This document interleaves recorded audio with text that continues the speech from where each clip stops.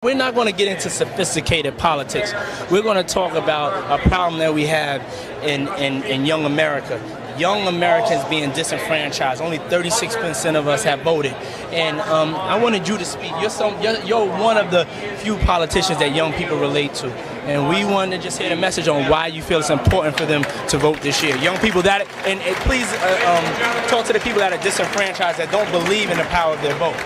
Well, I really think that this year more than any other, young people have their entire futures at stake. When I go to the floor of the Senate to cast a vote, I'm casting a vote about what the economy is going to look like and what kind of jobs are going to be available, whether there's going to be health care, whether there's going to be good education. Every issue that you can imagine has a direct impact on how every young person watching is going to live his or her life. It's no secret that Diddy had some connections in powerful places, right? Many of which were people who belonged to the left. There's also a silence that's being shared throughout the music industry because we haven't heard anyone talk about his arrest ever since. Besides a few exceptions, maybe like 50 Cent, one artist that doesn't really have much love for Diddy. It's said that the rapper was pissed because Diddy allegedly told him that he wanted to take him out shopping. Now, what do you guys think that he meant by that? This is yesterday, 50 Cent. Here I am keeping good company with the Drew Barrymore TV show. And I don't have 1,000 bottles of lube at the house. 50 Cent was referencing the over 1,000 bottles of baby oil and personal lubricants for the freak-offs that the indictment revealed were allegedly found during the raid of Diddy's homes in Los Angeles and Miami. The indictment also revealed that officials discovered 1,000 bottles of lubricant and baby oil, as well as 3 AR-15s when Combs' mansions in Miami and Los Angeles were raided in March. As you guys can imagine, the bottles were allegedly used for the freak-offs, during which Diddy allegedly kicked, threw objects at, and dragged victims at times by the hair. He would even go so far as allegedly threatening victims' careers and livelihoods if they refused to participate in the so-called freak-offs. And seriously, guys, as appalling and disgusting as all of these allegations sounds already, we may just be scratching the surface of this depravity. I mean, Diddy has been slapped with a whole slew of lawsuits over the past year by people who allege that he subjected them to physical or even abuse during the height of his fame as a producer in the 1990s and the 2000s. In the 99 and the 2000s. Any juvenile fans out there? Anyway, meaning that the cockroaches are starting to scatter here. And guys, Diddy's name may not be the only one that ends up being involved here. I mean, just take a look at what the Warner Music Group did. The Diddy affiliated company is cleaning house, starting from the very top, as hip hop music industry vets confirmed that he's resigning from his Warner Music Group executive VP gig. On Tuesday, Lies sent the company memo announcing his resignation as chairman and CEO of Warner Music's 300 Elektra Entertainment chairman, passing the torch to seasoned vets Brianna Bass, Selim Balb, and Greg Nadell. Lies has been with Warner since 2004, which formerly housed Diddy's Bad Boy Records.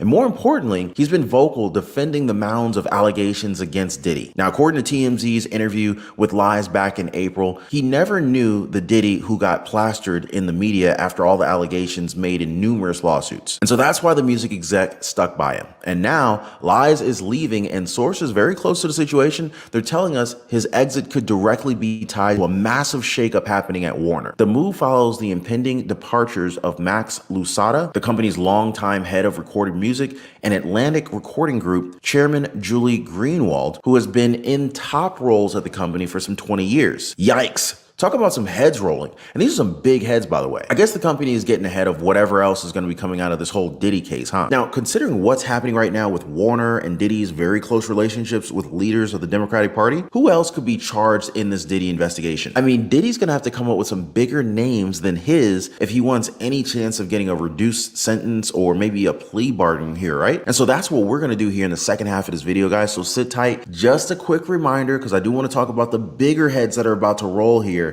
A lot of them you're probably gonna know. Hit the like button, guys. Subscribe to the channel if you haven't already. Definitely helps out big time in getting our content across to more like-minded people. Plus, you guys get to stay updated on our latest content. It's totally a win-win. Well, here's former NYPD Rap Intelligence Unit Derek Parker talking about it with Fox News' Jesse Waters. Narcotics and things like that. these things happen in this business. It's out there in the hip hop world. I mean, I've come along a lot of cases where I've had rappers involved with drugs and guns and things like that. So I'm not surprised by that. But the government took a big step in waiting on this to come out and do this. They had this planned. Believe it or not, this is planned. I think even tonight, Diddy's girlfriend, Young Mommy, was caught distributing drugs, or she's been labeled as indicated in the federal report as supplying drugs. They count and paying people off. So this is only the start of this investigation.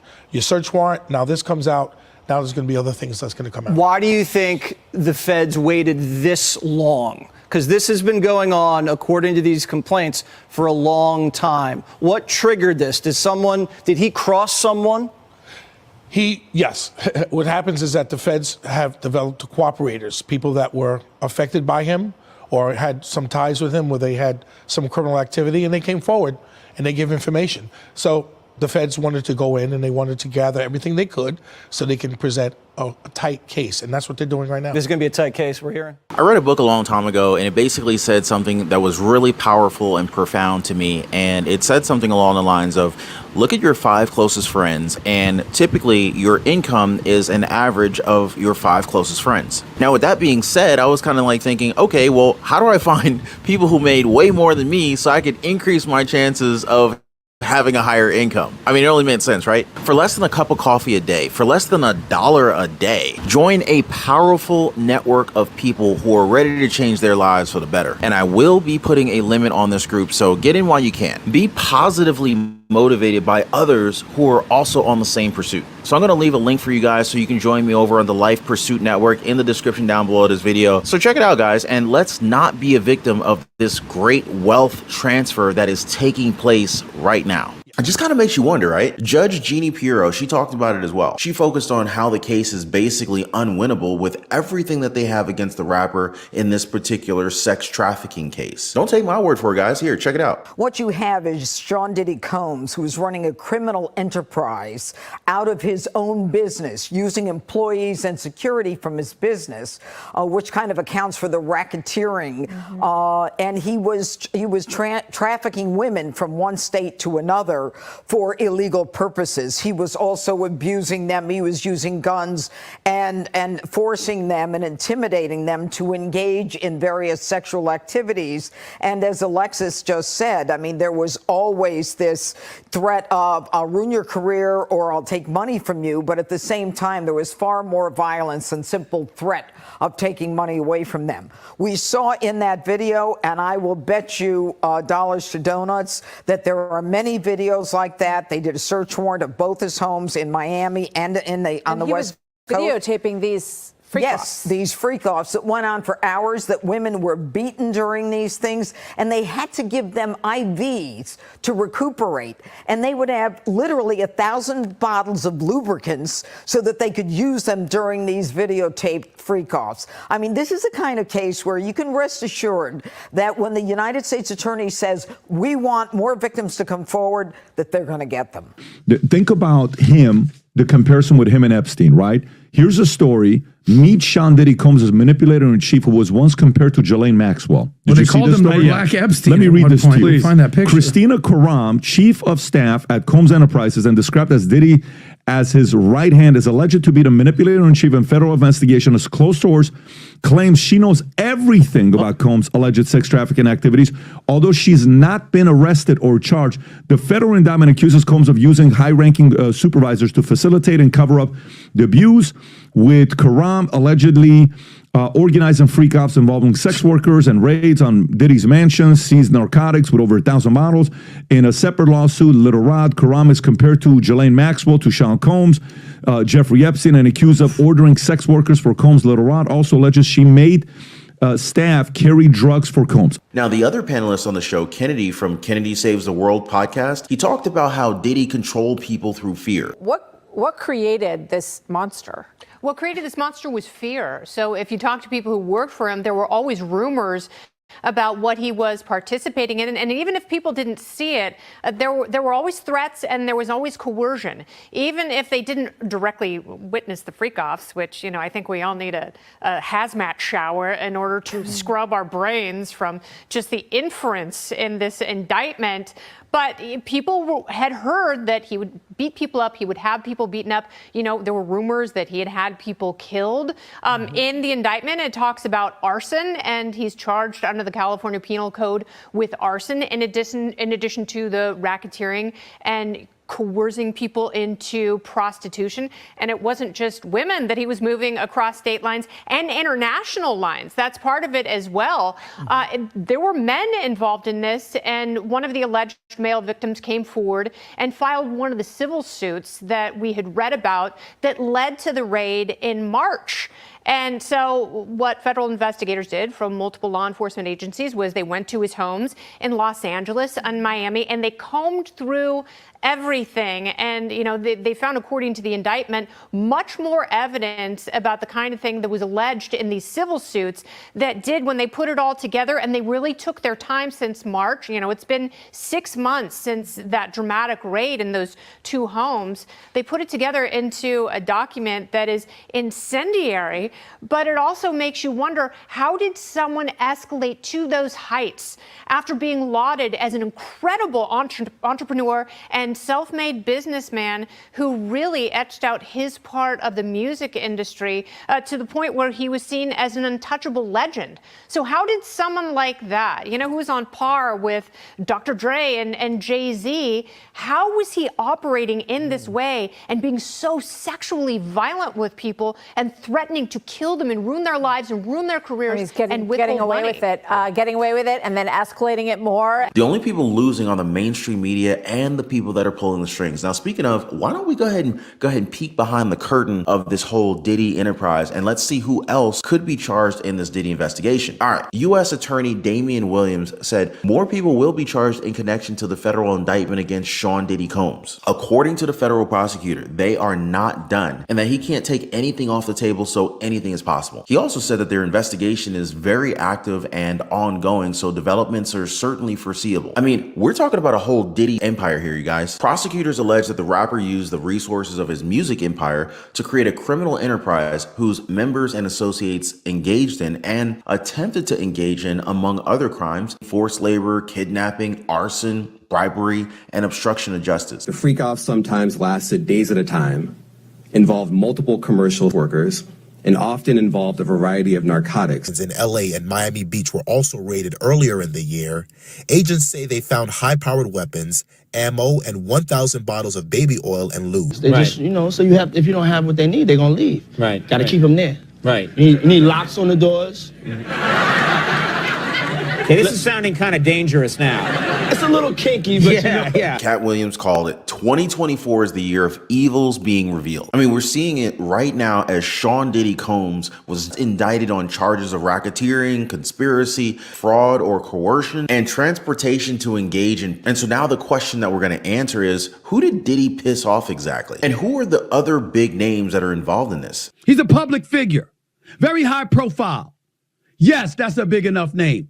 I don't believe all of this is happening because it's just Sean P. Diddy Combs thereafter. I believe thereafter others as well. They're not just coming for Diddy, Pat. Okay, this is, you guys heard it, feds and Homeland Security, okay? You're calling yourself and you're saying, oh man, it's just you and Diddy. And an imaginative conversation that you're having. Because Diddy's got the tape of what she did. Now, mind you, I'm pretty sure you guys have all seen these videos that are just surfacing from Diddy. This is Diddy of him at a party and what he does to his guests at his parties. Check this one out. Look what he does. Look at him, Adam. Is this during the sun? The sun is out. Ladies and gentlemen, for all those in London that don't know what happens to the white man when he comes to a P. Diddy party, this is what happens to the white man. Look. That guy is just so unfortunate. And that's James from Simeon Mobile Disco. He's putting people on blast. DJs aren't supposed to pass out, but when they come to one of my parties, this is what happens to them. Oh my goodness! So imagine those politicians, the athletes. LeBron's partied there many times. Oh, he's hung out with Barack Obama and everybody. Exactly. A federal judge is now refusing to grant Sean Diddy Combs bail. Instead, He's going straight to jail. He's currently locked up in the same federal jail that once housed R. Kelly during his trial.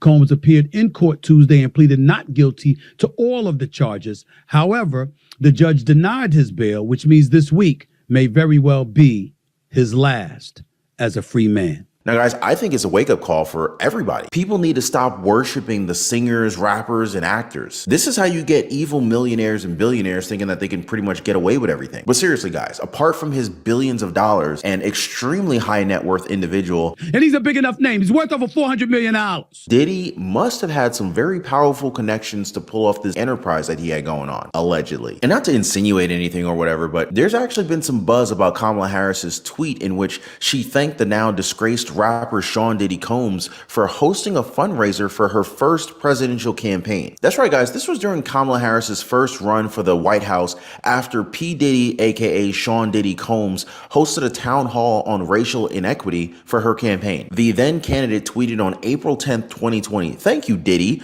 for hosting this town hall last night. There's a lot at stake for our communities right now, and it's critical that we bring to the forefront how coronavirus is perpetuating racial inequality and health disparities." So the tweet resurfaced on X just as Combs was ordered held without bail pending a trial, leaving some social media users saying how Kamala's tweet really didn't age well. Now, another commenter referenced Kamala Harris's favorite phrase, "what can be unburdened by what has been." But instead of that, the commenter changed it to "unburdened by past support of Diddy." Another one went even shorter and asked Kamala, "Did you bring the baby oil?" So yeah, definitely not a good look for Vice President Kamala Harris and the Democratic presidential nominee or candidate. I gotta say, guys, especially when you consider what they said in the indictment. So in the 14-page unsealed indictment, Sean Diddy Combs was accused of luring female and male workers into drugged up, often days-long performances that they called freak-offs. So basically, the women would be seduced under the pretense of a romantic relationship and then plied with drugs in a bid to keep them obedient and compliant. They also accuse him of having used his employees to help him engage in these activities. Richard Schoenstein, a trial attorney and legal analyst, agrees and said that he definitely thinks more is coming. Because as he points out, the indictment said that he did all these things in conjunction with other people, but it doesn't name them. It does not name the co-conspirators. So there has to be more down the road. So what they're looking forward to here is who will become a defendant, who becomes a witness, and who becomes, or who actually comes forward as a witness cooperating. His associates are probably very concerned right now. As the attorney explained, the indictment alleges his associates helped him commit heinous crimes. So if you're one of those associates, you got a lot to think about on how you're going to go about participating in this investigation. And unlike Jeffrey Epstein and Weinstein,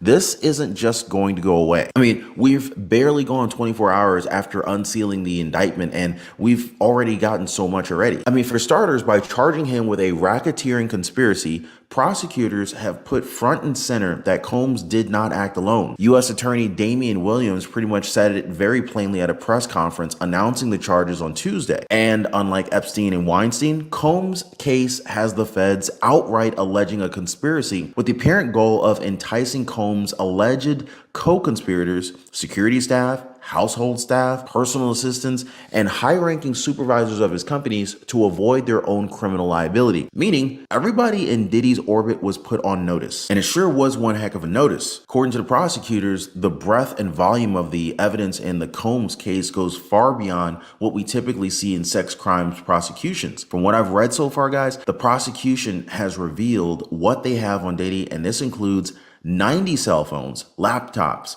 cloud storage accounts, 30 other electronic and storage devices such as hard drives, thumb drives, cameras, surveillance systems, through which prosecutors confirm that they have images and videos of the various Diddy freak-offs. 3 AR-15s with defaced serial numbers, 2 of which were found in his bedroom closet, and 6 additional lawfully obtained guns. Documentary evidence obtained through 300 grand jury subpoenas, including materials from over 100 entities and individuals, including communications providers, tech companies, social media companies, banks and other financial institutions, airlines, hotels, car services, and other travel-related companies. escort services, even the defendant's companies and wealth management firm. Yeah, that's a whole mountain of evidence that Diddy's gonna have to dig himself out of, so I gotta say. And to add to that, the prosecutors seem to be taking their lead from one of the victims, actually. So last November, Combs' former girlfriend, Cassandra Ventura, best known by her stage name as Cassie, filed a 35-page civil lawsuit against him in the same Manhattan federal court, where he now faces charges seeking compensatory and punitive damages for the sex trafficking, sexual harassment, sexual battery, and other gender-based violence that she allegedly experienced at his hands. Sure, Ventura does not appear by name anywhere in the indictment, but when you compare Ventura's lawsuit to the prosecutor's public filings, you see how the prosecutors found her and her narrative compelling. Basically, all the details and depravities in the Diddy indictment were brought to life by Ventura's very vivid complaint against the rapper. So yeah, this is already blowing up on social media and the headlines. And that's saying something considering it's just a few weeks away from the presidential election. Now, honestly, guys, the only headline that could really top this one would be if a candidate were to be suddenly involved in this whole Diddy enterprise. Now, I'm not confirming anything here, but if I were a betting man, I would put my money on the Democratic Party being involved in this somehow. I mean, Diddy has been seen and even photographed to be close with the past presidential candidates. Then, of course, there's that Kamala Harris tweet too. So yeah, if there were a political party involved in this, Democrats would probably be the obvious suspect. Does that surprise you in any way? Now, again,